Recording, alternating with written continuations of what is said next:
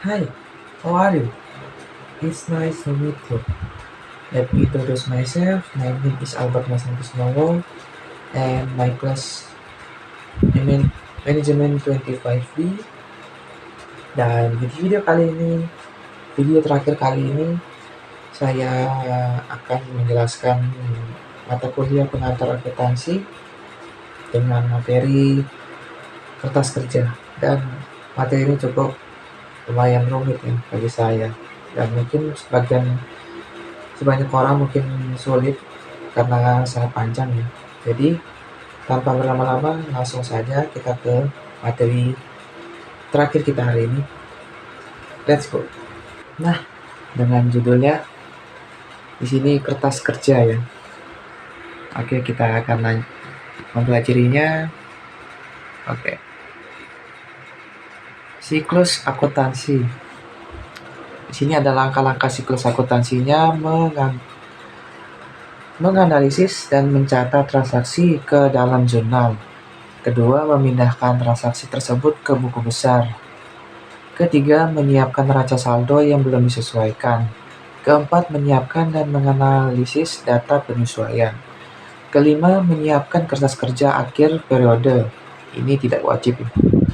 Dan keenam, membuat ayat jurnal penyesuaian dan memindahkannya ke buku besar.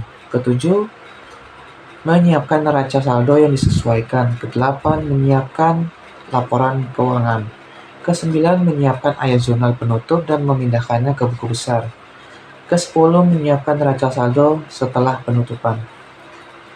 Jadi dari langkah siklus ini memang cukup banyak dari apa yang kalian pelajari dari akuntansi ya. Tuh. Oke, kita lanjut. Kertas kerja akhir periode. Akuntan sering menggunakan kertas kerja untuk mengumpulkan dan merangkum data yang diperlukan untuk menyiapkan beragam analisis dan laporan. Jadi, dalam kertas kerja ini memang masih banyak yang digunakan oleh akuntan.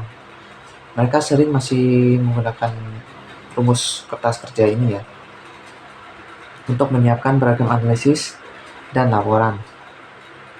Kertas kerja tersebut adalah alat yang berguna, tetapi bukan bagian dari pencatatan akuntansi formal. Oke. Jadi kertas kerja ini tidak sebenarnya alat yang berguna, tetapi bukan dari bagian pencatatan akuntansi yang formal. Sebagai contoh, laporan keuangan solusi net dapat disiapkan langsung dari neraca saldo yang disesuaikan. Di tampilan 1. Nah, tampilan 1 seperti ini ya.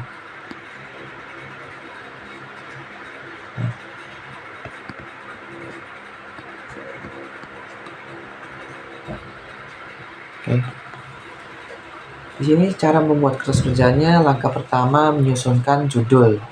Jadi jika ingin membuat laporan atau apapun itu, kita harus memasangkan judul. Jika tidak ada judul, itu tidak akan bekerja.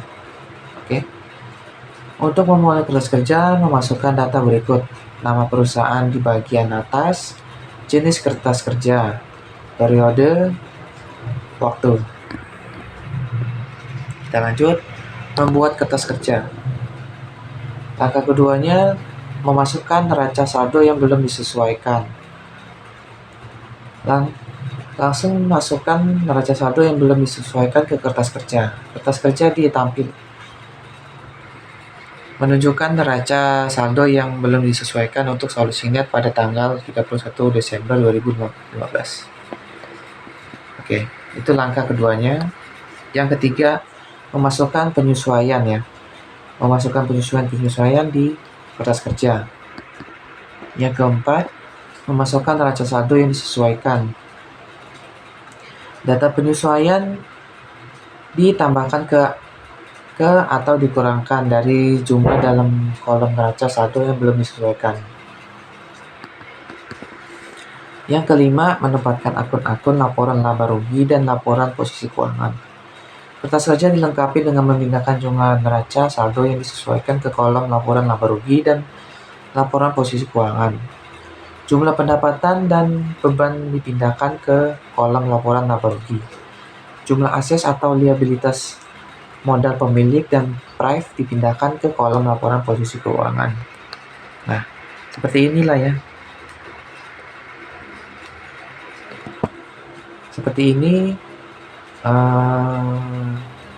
tabel dari kertas kerja. Jika kalian lihat, mulai dari pertama ini, nah nama perusahaannya, jenis kerja, dan periode waktu ditaruh di paling atas ini ya. Dan di sini dari awal neraca saldo dan yang belum disesuaikan.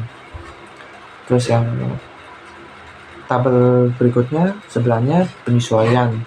Selanjutnya neraca saldo yang disesuaikan, laporan laba rugi, laporan posisi keuangan. Jadi ini tabel-tabel kertas kerja, dan di sini nama akunnya kalian masukkan cukup banyak ya, dari kas, piutang usaha, perlengkapan, asuransi dibayar di muka, tanah, peralatan kantor, akuntansi penyusutan, utang usaha, utang gaji, sewa diterima di muka, modal, price, pendapatan jasa, pendapatan sewa, dan beban-beban seperti beban gaji, perlengkapan, sewa, utilitas, asuransi, penyusutan, dan lain-lain.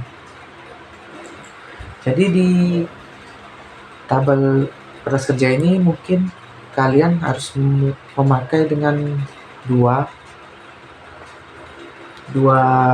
folio atau 2 lembar seperti ini ya. Bukan satu seperti ini tapi gini. Karena ini cukup lebar untuk dibuatnya. Jadi inilah kertas kerja. Dan materi kita telah selesai. Dan ini adalah materi saya terakhir kali ini, dan terima kasih telah menonton video-video saya yang sebelum-sebelumnya, dan kita mungkin akan lanjut ke materi kita berikutnya atau mungkin yang terakhir. Jadi terima kasih. Thank you for watching my video and see you. Goodbye.